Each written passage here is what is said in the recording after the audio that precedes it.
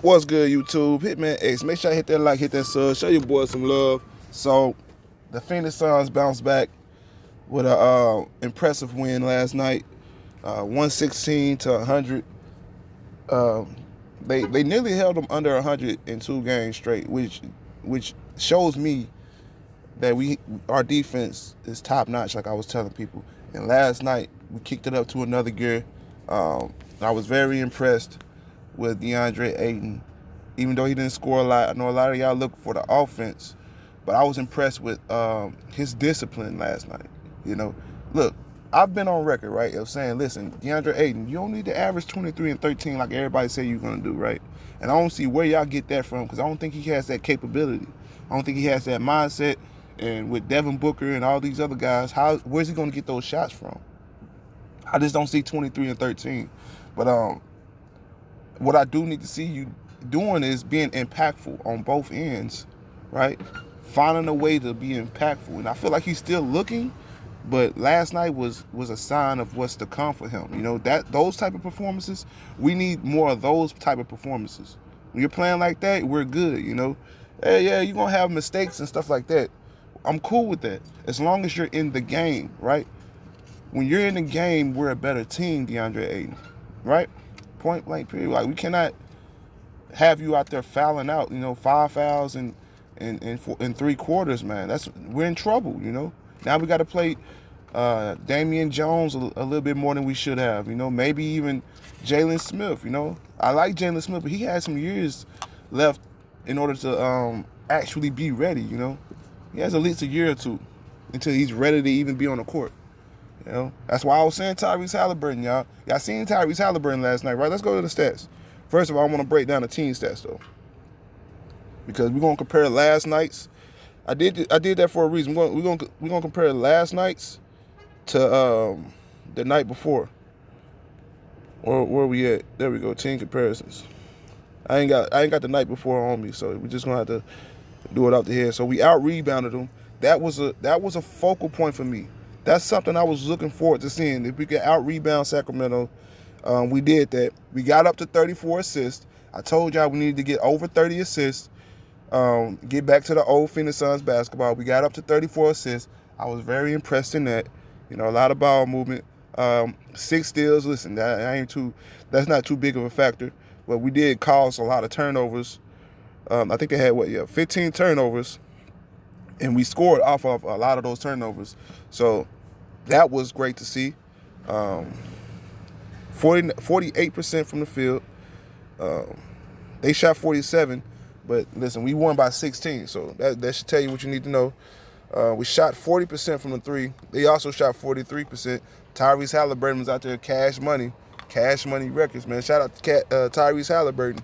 But like I said, man, we have far more weapons than Sacramento, man. Mikal Bridges, Cam Johnson, they shot well from the field. I know that for a fact. So that's it, man. I was thoroughly impressed. And 90% from the free throw line. So every category that I said they need to improve in, they improved in, and you see what happened. We won, right? So this isn't an individual. This is not something that's blamed on an individual. This is something that we have to improve on as a team. We need to make sure we keep this same energy as a team, right? And we will win more and more games, right? We will be that playoff team that everybody projects us to be. It's just that simple, y'all. It's not really complicated. If you go to the team stats, it'll tell you everything you need to know, right? Look at this stat line. This is how we need to play every game. And if it deviates away from this and we're losing, that would tell you why, right? Period, point blank. Let's go to the individual stats. We can go to the individual stats on this game. Because like I said, it was a few players that stood out to me. As y'all see, Cam Johnson with 21 points. But I was most impressed with Mikal Bridges and his 22 points. Right? 22 points, an assist, 7 rebounds. He was very active on them boards. 4 for 8 from the 3-point line. 9 for 15 from the field. 15 shots from Mikal Bridges is very impressive. And he's been consistent in getting up a lot of shots. And that's night and day from what he was last year. Last year, Mikal Bridges was a bit hesitant. We seen it later on down the stretch, like in the bubble, we seen him get a little bit more aggressive. But throughout the course of the season, the regular season specifically, he wasn't as aggressive as he is now.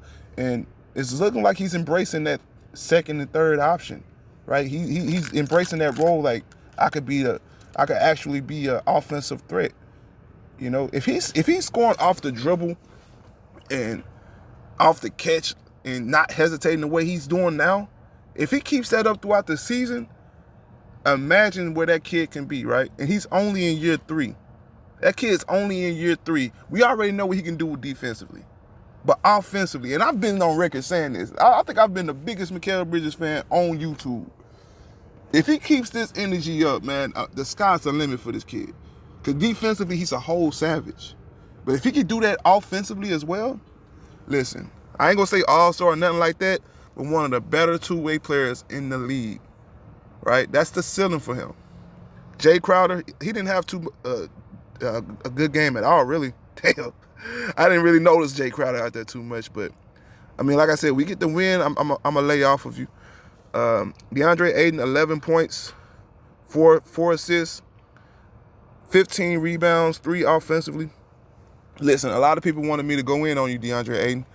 After that last loss we had, they wanted me to go in on you, DeAndre Ayton. I laid off of you for this reason, right? Because I knew you was gonna bounce back and have a great game. You took them tight ass braids out your head, so that lets me know you must hear my videos.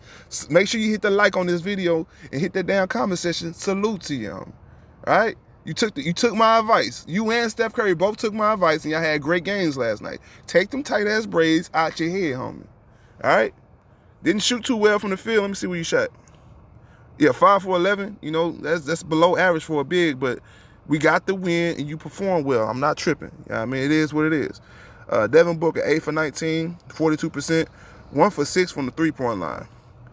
You know, and he missed a free throw. So it is what it is. See, Devin Booker can have a pedestrian game and we can still dominate. Unless you know that we have a deep roster with veteran experience, a lot of talent, man. Listen, Devin Booker has a luxury of having teammates. He needs to learn how to trust in them, you know. I've seen a few plays where he looked off teammates because he still doesn't trust them. You know, you got to improve on that, Devin Booker. Chris Paul, let me see. I'm going to start over here. Yeah, 8 points, 12 assists. Hey, look, same Chris Paul. You know, there ain't nothing changed with Chris Paul. When he has the ball in his hands, I trust his decision-making at all times. I trust his decision-making. It's like the teammates now are starting to trust his decision-making. When they catch the ball, they know they have to make a decision, you know, which is great. You know, anytime Chris Paul makes a pass, it's like it's the right pass. And that's the best thing about him being in Phoenix, you know. He brings that extra dynamic to our team. And like I said, Cameron Johnson off the bench with 21 points. You know, 21 points, 4 for 4 from the free throw line, 3 for 4 from the 3-point line. He shot 75% from the 3-point line, y'all. 7 for 9 from the field, right? Great performance from him. Let's see. Frank Kaminsky got some heavy minutes. 5 for 10 from the field for 11 points. 2 rebounds. Listen, Frank Kaminsky ain't going to get us any rebounds. But I'd rather see Frank Kaminsky out there than Damian Jones. Right? Damian Jones, he's slew-footed. He looks like a whole baboon out there. We need to get Damian Jones out of here. You know, I don't know why we brought him in. He's an athletic big. But when you're missing alley-oop dunks, you're useless, homie. You're pointless. It's pointless to even put you out there if you're going to miss alley-oop dunks right at the rim. Langston Galloway, man, 9 points off the bench. And look, if Langston, I'm convinced now, if Langston gets a 4-point play, we're going to win the game, right? If he gets a 4-point play, we're winning the game. Point blank period, man. I don't know how he does it, but he always finds a way to get that, and he still hits the shot, too. He'll hit the shot, man. And he could draw contact on the 3 and still hit the shot, man. I said, man, great addition, man. I like that pickup. I'm not going to even lie to you. But outside of that, man, nothing too special. As far as the Kings go, let me see. Yeah, Harrison Barnes, 10 points. Marvin Bagley, 10 points, 8 rebounds. Rashawn Holmes was out there hooping, though. 8 points, 11 rebounds. I like what I seen from Rashawn. He played some great defense on DeAndre Ayton. Buddy Hield, 17 points. Let me see where he shot from the field. 6 for 16. Look, DeAndre Ayton was out there talking shit to Buddy Hield. That was the funnest thing on planet Earth, man. He said scary ass or something. You can hear him yelling it too, but you know it's DeAndre Ayton when you hear that accent, man. It was the most hilarious shit ever, man. I don't know if y'all heard that, man, but I was crying laughing when I heard that. I keep saying DeAndre. De'Aaron Fox, 12 points, 4 assists, but he had 5 fouls, so he stayed in foul trouble, and that really helped us out, man. When he caught that last foul late in the third quarter, he came in for like literally 5 seconds and caught a foul. That helped us out because we was able to really stretch that lead out and play comfortably without him on the court. Because when he's on the court, you always have that threat of that fast break, him blitzing you, for a couple of shots. Like, man, De'Aaron Fox is a great talent, man. He earned every penny of that contract. But we won the game. That's all that matters. But outside of that, yeah, nothing too noteworthy. Like I said, Tyrese Halliburton, 15 points, 6 assists. Shot pretty decent from the field. Well, he shot great from the field. 5 for 7, 3 for 4 from the 3-point line. I said excellent performance from him.